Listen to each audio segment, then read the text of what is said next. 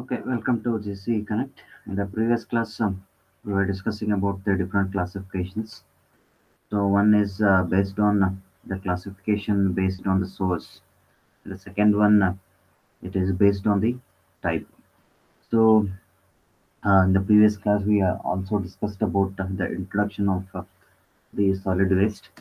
Of course, the solid waste consists of organic as well as inorganic type of waste, and it may also consist of the homogeneous as well as heterogeneous type of components. So whenever we start um, recommending any of the processing technique or treatment technique, we should be able to check that way. We should be able to see that what kind of waste it is. Then only based on that we have to recommend it. So then, based on the source classification, first one, that is the residential, that we discussed, commercial, institutional, municipal, industrial, agriculture, and some of the open areas waste. So when I say it is a open areas waste, this includes the waste arising from the streets, alleys, parks, vacant lots, playgrounds, beaches, highways, recreational areas, etc. So then, um, the second classification, that is we will discuss today. It is based on the type of waste. It is based on the type of waste. So then, classification of the waste based on the type, that is uh, physical, chemical, biological characteristics of the waste. So when I say it is a physical characteristics, how exactly it is looking like? Okay, what will be the color? Whether can we make it based on the color? So then, physical in the smell. If it is coming with the smell, what kind of um, um, classifications we have to do that. So all the things will comes under the physical classifications. Then chemical, it is based on the chemical composition of the waste. For example, paper and the food waste. The food waste is also having different chemical composition than the paper. Then can we make the classification based on the its chemical properties? That is one. Then biological characteristics or biological properties. So when I say it is a biological, um, um, there are many wastes are there which is governed by the biological characters, especially organic, that I already discussed. Organic matter. See, I already concluded some of the things that most of the organic matter, they are all biodegradable. So when I say it is biodegradable, when I say it is bio, when I say it is a biodegradable, so it involves the many of the microbes. Then what type of microbes are involved? So then there again many characteristics are there. Suppose if fungi is there, so how it can be calculated, how it can be classified. Suppose if bacteria is there, how it can be classified. If viruses are there, how it can be classified. If algae are there, because most of the microbes, if you see the microbial classifications, it will start with the bacteria, it will start with the virus, it will start with the algae, start with the algae, it will start with the fungi. So uh, not only most of the things it will be by bacteria, but some of the things will be by algae, some of the things will be by fungi. So then again, its classifications based on its biological characteristics. So or one more, this is one way of biological characteristics we are telling, and one more is biodegradability and non-biodegradability. So whether it is 20% degradable, whether it is 30% degradable, whether it is 40% degradable, whether it is a whole it is degradable. So based on that, we have to classify it. First one, that classification based type based classification, that is Garbage. So this refers to the animal and vegetable wastes resulting from handling, sale, storage, preparation, cooking, and serving the food. So it's garbage reference from the it is animal and vegetable wastes.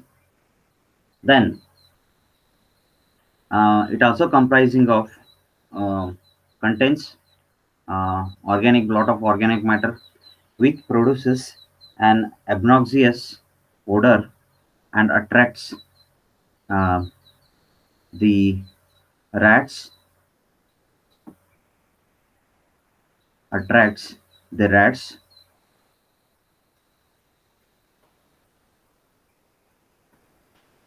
and other vermins. Vermins means normally if you see any if you throw any garbage in any of the places, normally what will happen is that normally either the the rats will come, it will eat that, or it will start giving some of the smell after 2 to 3 days. It is nothing but composting is happening with the pathogens. So this is the beauty of this garbage. So it is therefore it requires a special attention in storage, handling, and disposal. So garbage has to be um, um, it has to be taken little bit care. Of course, that much problem will not be there, but aesthetically, when you see it, it does not looks good when you throw it outside. So then ashes and residues. So these are the substances remaining from burning of wood. Very important. This is the burning of wood, that is coal, charcoal, coke, and other combustible materials for cooking and heating in houses, institutions, and small industrial establishments. So normally, this ashes and residues are very important component. Most of the things of this ashes and residues are non biodegradable.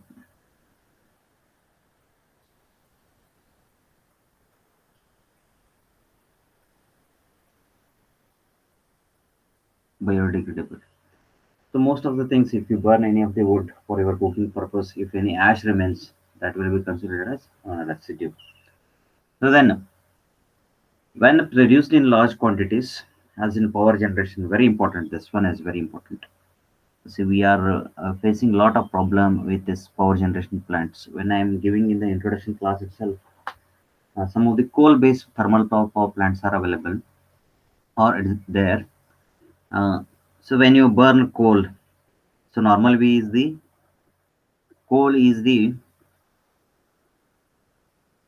source for thermal power plants. Thermal power plants. So you have different types of power plants are there. One is solar based, of course, it is from the sun, and one more is nuclear based, where the uranium 236 is used as a fuel. Then thermal power plants, where the coal is used for the generating the power. Uh, of course, nowadays the coal-based power plants are facing a lot of problems associated with very big problem, that is ash. What we are talking about, that is a fly ash. The fly ash is generated from the thermal power plants. This has to be reduced. Then again, one more very important problem associated with the thermal power plants is that the global warming, because a lot of CO2 is produced in this thermal power plants. So now um, the the World Climate Change Committee, they have decided to reduce the um, generation of the power from the coal industries. Maybe another 10 to 15 years, or maximum 20 years. This 20 years, uh, these coal-based thermal power plants will run. Slowly, we are shifting towards the solar-based as well as the nuclear-based industries um, to produce the electricity. So, And the World Climate Change Committee is also restricting some of the guidelines or the regulations for holding the the thermal power plants in a in an effective manner. Now, um thus, of course, we are discussing about the ash in thermal power plants. We are facing a lot of problems associated with the fly ash. Best example is that Udupi Thermal Power Corporation, that is UPCL. It has faced a lot of problems, maybe in 3 or 4 years before. So they filed a case against that for thermal power plants due to the fly ash which is going and which is depositing in most of the agriculture areas, as well as even nearby houses they are damaged or they are affected, and some of the um, educational institutions like schools are also affected due to this fly ash. So this is one problem associated with the thermal power plants. Huge amount of fly ash is generated. Then these ashes consist of fine powdery residues and cinders and clinkers often mixed with small pieces of metal and glass. Since the ashes and residues are almost entirely inorganic and they are valuable in landfill also. This I already said these are all biodegradable, non-biodegradable. So when I say it is a non-biodegradable, I conclude that that is inorganic. Inorganic. So all inorganics are equivalent to the non-biodegradable part because very less C will be there. It is a ash. Finally, it will be ash. There will not be any carbon. It will be in lightly white color in the nature. Finally, if you burn any of the wood, so if you partially if you burnt it, it will be in black color. If you completely if you burnt it small, like at the end, it will remains only ash. That normally it will be white powder. It will be in white powder. That is the inorganic in nature. Only a small part of silica is available in that. Some of the alumina is also available in that mixture. So then, combustible and non-combustible wastes. So these consist of the waste generated from the households, the institutions, commercial activities, excluding the food waste and other highly putrescible materials. So combustible and non-combustible wastes, of course, they are slightly linked towards your ashes and residues, but still it can be separately classified.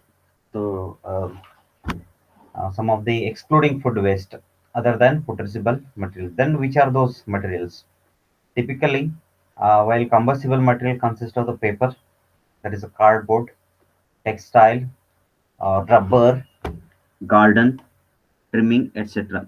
So non-combustible materials consist of the glass, very important, crockery, tin, aluminum cans, ferrous, non-ferrous materials, and dirt. So this glass material, it is the biggest challenge for all of us today. Of course, um, this glass, if you, for example, beer bottles that can be reused or recycled, even the soda glass that can be reused or recycled. But for example, if you throw a bulb, the bulb is also consist of a glass. How then it can be reused? That is one biggest challenge with us today. So then many things are going on in around the world. How this can be utilized? How from the source it can be segregated out? Because very less material is used or consumed. Maybe in a month, one or two bulbs you are going to use, but slowly you will throw it in the packet and you will throw it in the landfills. But it is not going to degrade, or it is not going to. It will be remains for most of the time itself. Many researchers going on how this glass can be made in some of the materials, like especially if your tube lights they're using it, how that can be recycled or reused. The if you see any of the bulb, So the bulb is consist of that aluminum based at the end, and the remaining it will be glass. That aluminum will be recycled, but the glass, how it can be recycled, that we have to think for it. Aluminum, we don't have any cans, no problem, it can be recycled or reused. Then ferrous and non-ferrous materials and dirt, that will comes under combustible and non-combustible. These are all non-combustible. Even if you burnt also, nothing is going to happen. Then bulky wastes. So this includes the large household appliances such as refrigerators, washing machines, furnitures, so vehicle parts. So bulky materials in large. It is not a small amount. Even if you dispose it, it requires some transportation facility to dispose it. Then some of the wood, trees, branches. Since these household waste cannot be accommodated in a normal storage containers, so this requires a special collection mechanism. As I already discussed, that it requires a special transportation facility. Then street wastes. So these refers to the waste that are collected from the streets, walkways, then parks. So this also includes paper, some of the cardboards, dirt, leaves, and other vegetable matters. So then, acute problem in many of the countries like India, a solid waste management system must address in this, manage appropriately. So of course, the classification is based on biodegradable and non-biodegradable. This is very important. We have to concentrate biodegradable and non-biodegradable.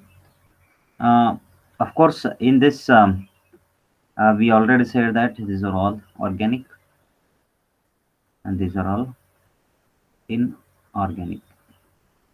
Inorganic. So, how exactly?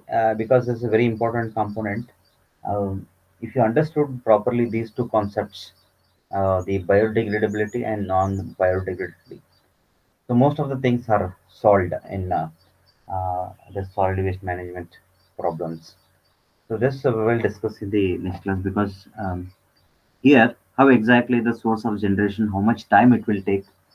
For example, plastic, how much time it will take to generate, or in a house, um, uh, how much quantity is normally going to generate. For example, 2 kg of paper bags requires how much time to generate it. So that we'll discuss in the next class. Thank you.